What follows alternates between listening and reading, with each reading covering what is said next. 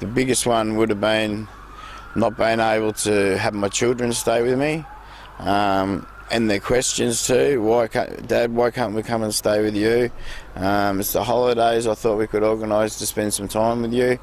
It was a very hard situation to be able to explain to your children that you don't actually have a home. The small insignificant things are like the ability to have a shower whenever you want, morning, night time, whenever. The ability to walk into a kitchen and put a kettle on, make yourself a cuppa whenever you want. Eating is another one.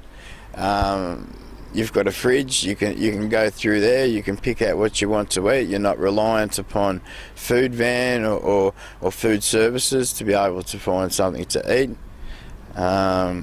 Most places we've got the ability to be able to have a wardrobe when you've got a home, but when you haven't, you're very restricted. You're probably carrying around maybe 1-2 days worth of clothes with you. All these things are probably, even though they don't sound like much, these are the things that when you do have a home, you take for granted.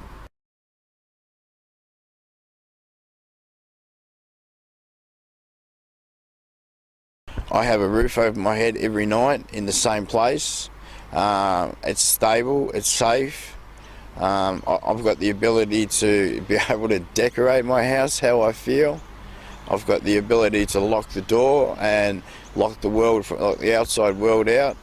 My space is my space. When it's my home, it's the only time that I have people in my house or around my house is when I invite them. I keep my place very quiet. I keep it to myself because things like this I don't want to spoil. But at the same token, if I've got a friend that's struggling or not doing too well, I do have the option of being able to invite them back to my home, which has happened for me many times in the past from other people that have moved from homelessness to having a transitional or a permanent home.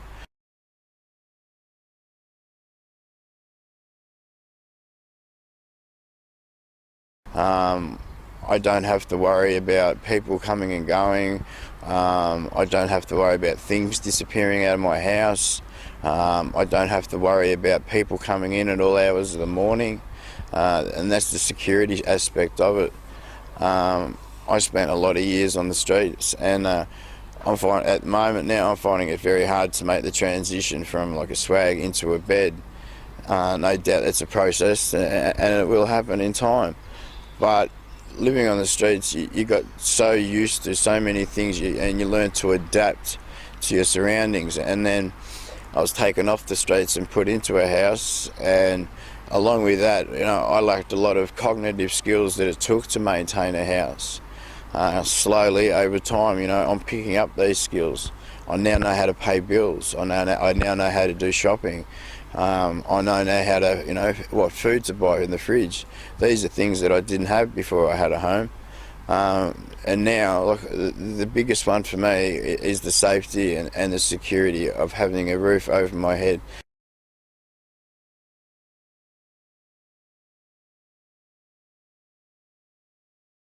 On top of that, I am working on a few things. I'd love to be full-time employed.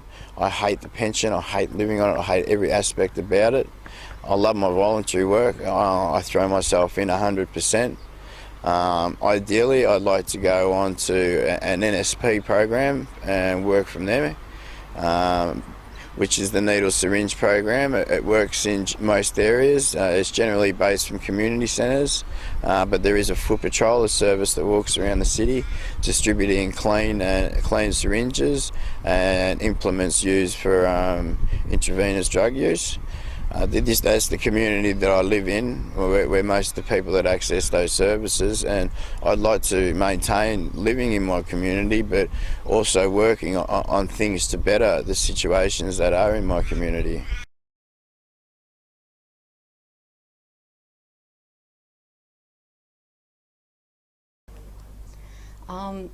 The thing I miss the most was my children. Very much missed them. I got to the point where I really didn't care about the house or anything that was in it. I just wanted my children and stability.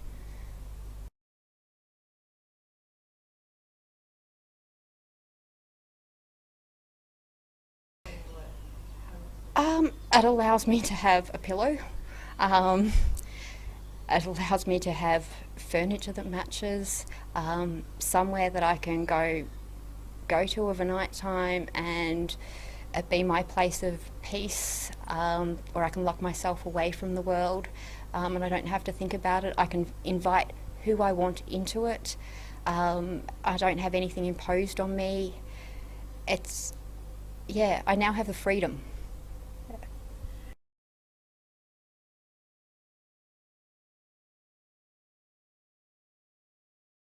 Home has changed so much.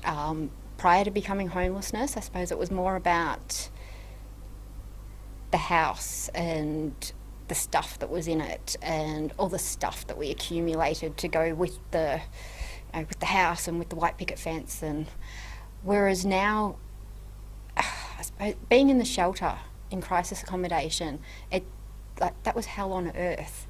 Even though I know now that it was a very safe place, but it was the women who were there who made it feel like home. And everywhere I've been since, it's been the people. Um, Without the people there, it's just a building. It's just stuff. Um, yeah, it's the people who are now making my house feel like a home.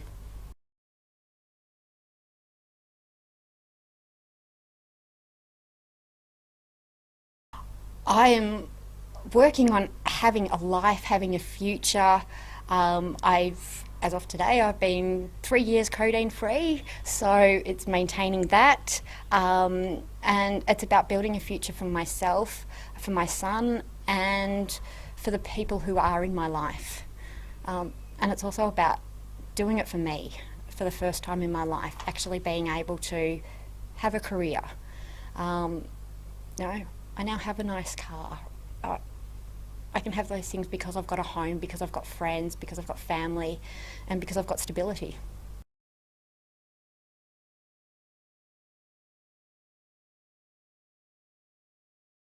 I guess some of the first things you think you'll miss, and actually I did, were the possessions, the sort of things that, were around you, but pretty quickly you realise there's other really more emotional and personal things that you really miss. Privacy, control, I guess, is what you really miss most once you're out of an environment that you feel comfortable and secure in. Yeah, I had a study which I guess I made my own out of a 4-bedroom house. And it was just that, it was my own little area of space. I could read, think, play music, listen to music, write, read, all the things that made home a happy place.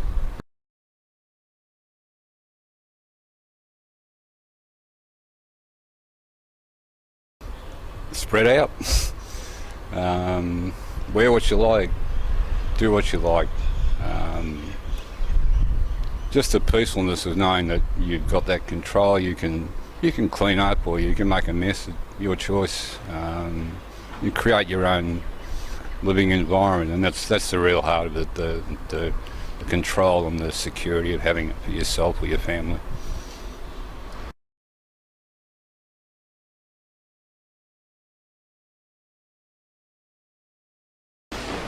Look, some of that essence that I spoke about, that peace, the comfort, the privacy, are certainly still there, and are things that I've found again. What I have realised is that those possessions and the things that surrounded me before really just aren't what make the difference. I don't have much now, but it's more than enough.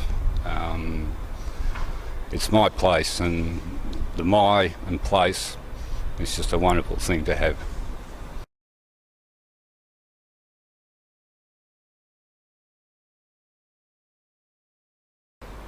Well, having my own place has given me a chance to become far more involved and effectively involved in other things I'm interested in, particularly other causes supporting homeless people, working again with organisations like the Unemployed Workers Union, giving my time constructively. I'm actually doing some part-time casual work at a shoe factory, it's all those sort of elements of, I guess, normality that were there, but from a different perspective. But it's all really positive, and I guess the great thing I haven't touched on yet, it's a place where my son can visit, he can stay over,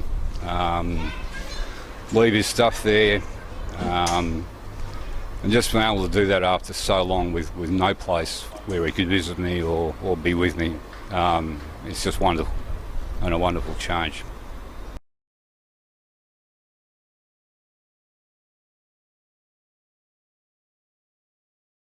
Guess I miss the privacy. I miss being able to, even simple things like leaving your shaving kit in the bathroom, being able to put your wallet down, walk away and know it's going to be there when you come back.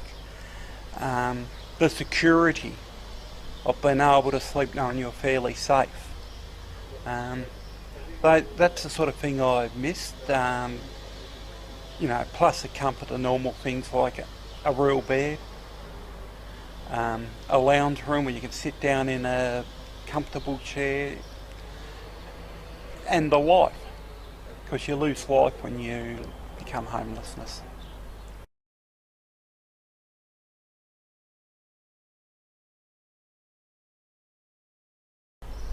Have plans for your life.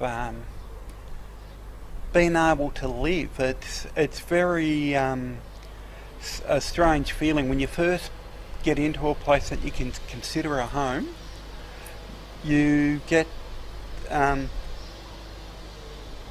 you take a long while before you can actually start living again. It take a long while before you can put your wallet down, before you can leave stuff in the bathroom, before you can go out and not take your valuables with you.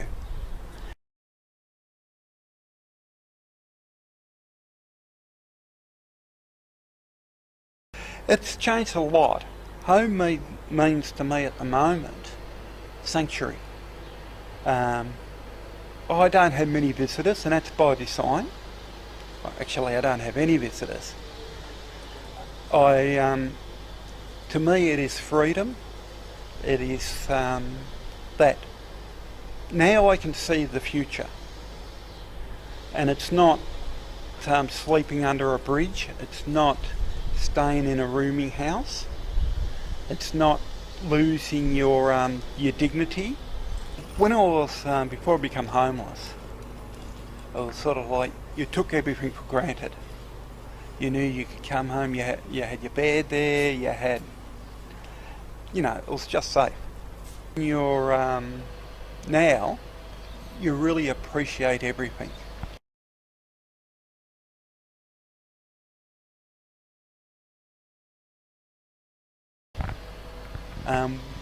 Before, when I was living sort of like day to day, now it's still day to day, but there is a goal at the end. I've never had goals. Now I've got goals. Well, mainly to become a useful member of society, because ignorant people say homelessness is a drain on society. Well, when you're homeless, you feel that too, and you don't want to be that drain on society. I just like to give back to society. I've got out of a bad situation, or several bad situations, and my life now is just surrounded by trying to help other people, whether it's in mental health, homelessness, and if I can help people get out of that situation, that is my goal for the future.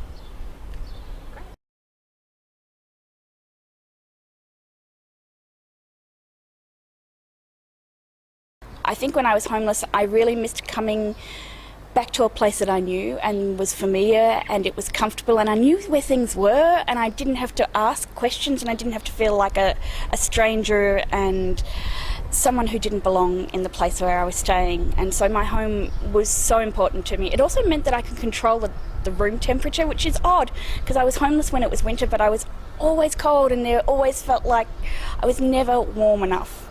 So that was really important to me.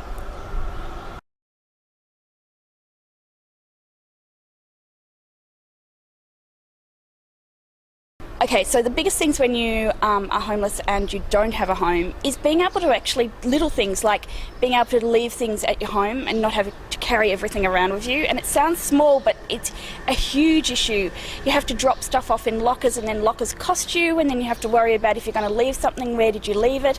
And you end up scattering everything to the nine winds. It's amazing. And it's not just the material things, it's about also knowing that you belong somewhere, that you have a place of your own and you belong there, and there's a sense of wanting to be there rather than having to be there for the sake of just getting some shelter.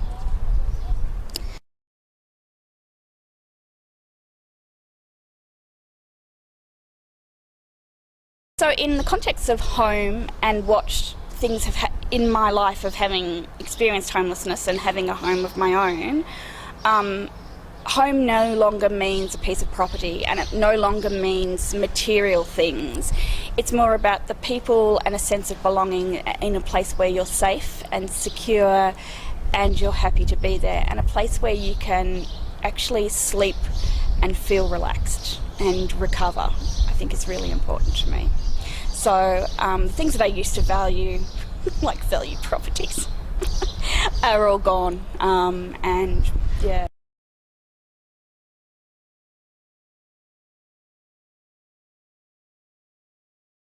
So I think in the future for me, in the context of what a home means to me, it's about having a place where I could long-term rent. I don't think I'll ever be able to afford anything now. I'm too late in my life and I've left my run too late.